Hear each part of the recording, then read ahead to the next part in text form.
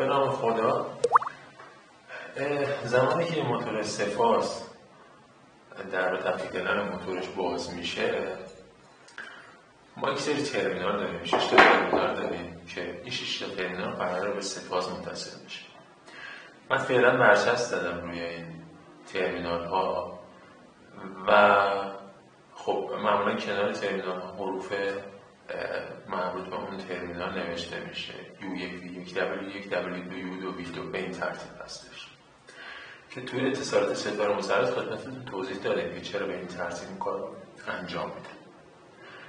خب من این برچسب‌ها رو برمی‌دارم به دسته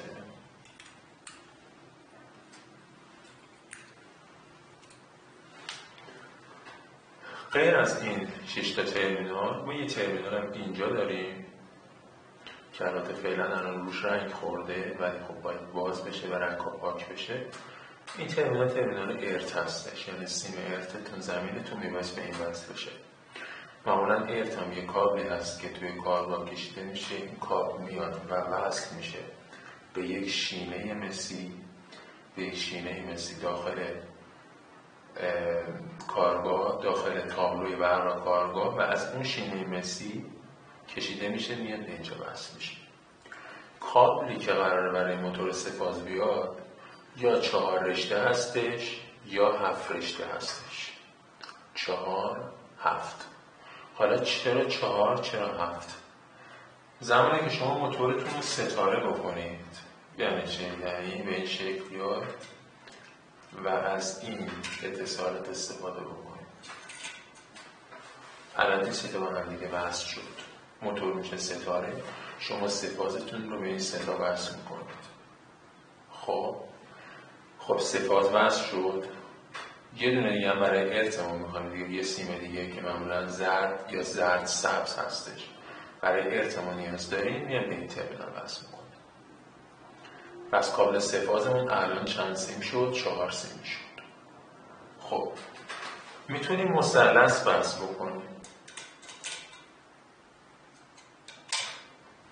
یعنی چه؟ یعنی این تسمه ها رو به این شکل وصل بکنیم.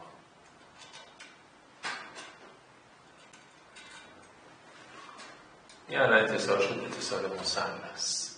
تو این حالت هم دوباره کابلمون میشه چی؟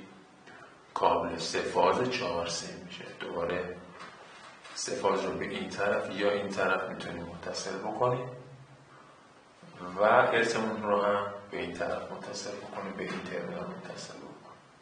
این نکته هم بگم، حالا اینجا اینا هر کدوم پیچ داره، یعنی روی اینا باید پیچ بسته بشه. 1 2 3 4 5 6 تا پیچه، در واقع مهره میباید بسته بشه روی ترمینال ها. خب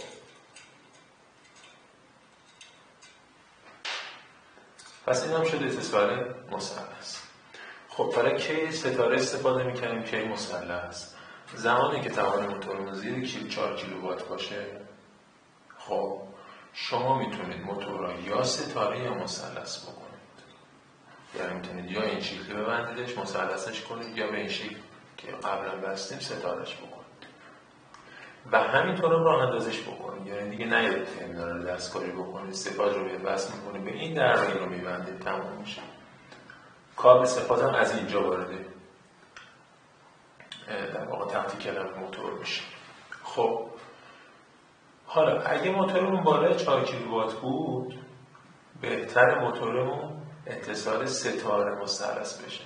یعنی میبایستی مدار قدرتی داشته باشیم که خدمتتون توضیح دادیم و سه فاز رو بیاره داخل موتور، به صورت ستاره مثلث رانندگی کنه. تو این حالت دیگه ما به اینها نیاز نداریم.